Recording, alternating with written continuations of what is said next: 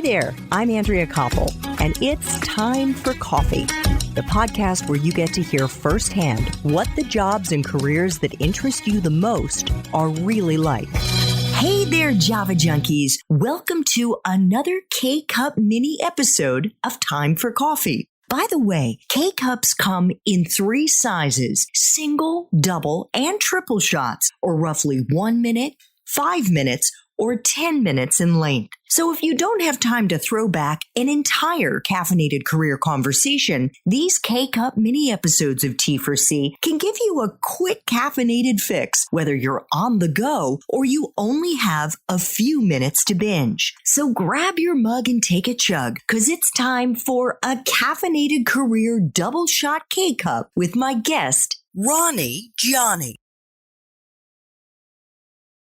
So before we dig into what you're doing now, Ronnie, could you please give our young listeners a very quick overview of what multifamily lending is and what the various tracks are within the realm of commercial real estate? Sure. So within commercial real estate, you have all these different asset classes. So think of driving yourself in your car to your local town or local city, what have you. You're going to pass all these different asset classes of commercial real estate. So you're going to see retail, like think about Walmart. You're going to see Target. You're going to see small corner delis. So that would be retail. And then you'll see office spaces. That's another asset class. You'll see industrial, which is, you can look at, different factories and different industrial facilities that produce items or services, etc. And then multifamily is one of them. And that's the space that I work in. And specifically multifamily, think about apartment communities, whether it be a local small apartment community with 10 to 15 apartments in it, or a luxury tower in Los Angeles or California, New York with 300 plus apartments in it, in a rising luxury tower.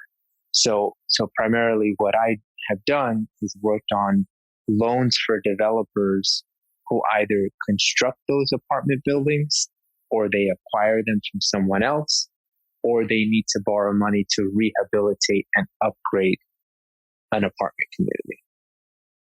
Excellent. Thank you so much. So what do you do now as Vice President of Multifamily Lending at Lument?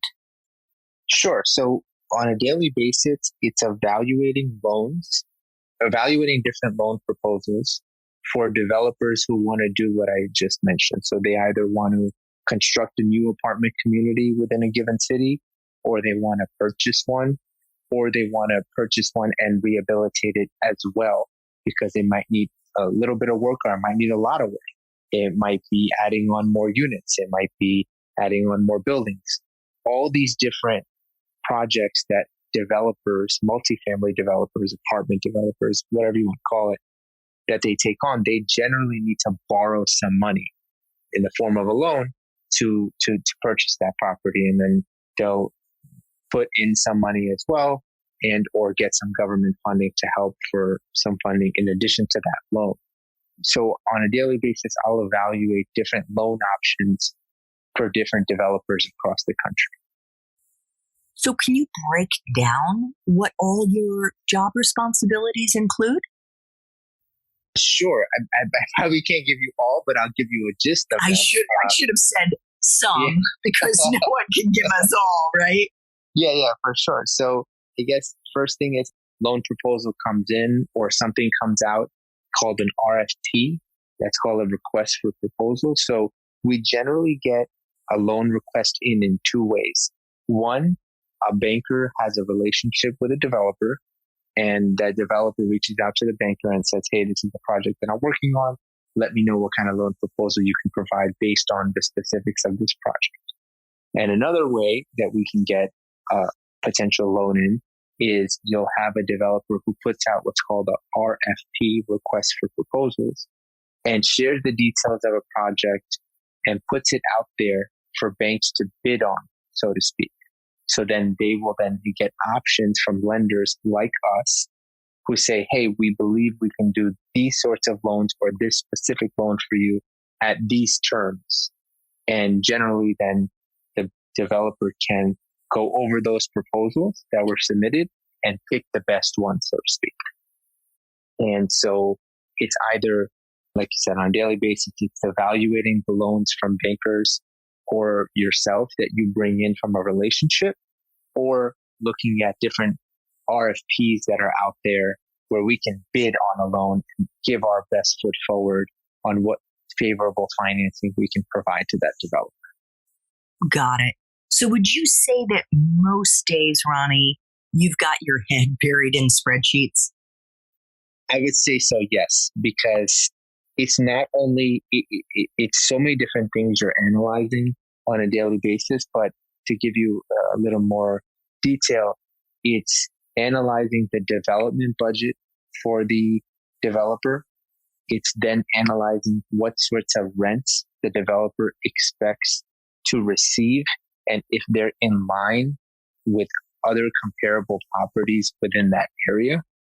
And then it's also analyzing which loan products would that particular project fit in and where the current interest rates are and where the current favorable terms are for those sorts of products.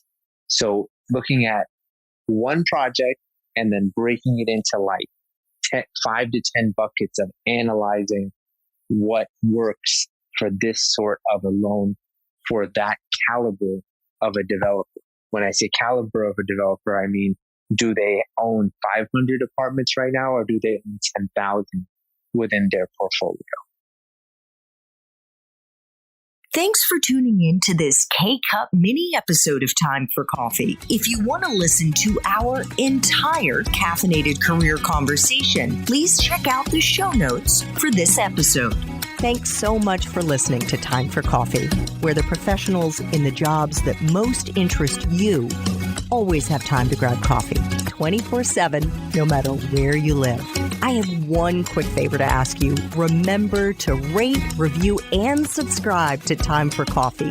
Thanks so much.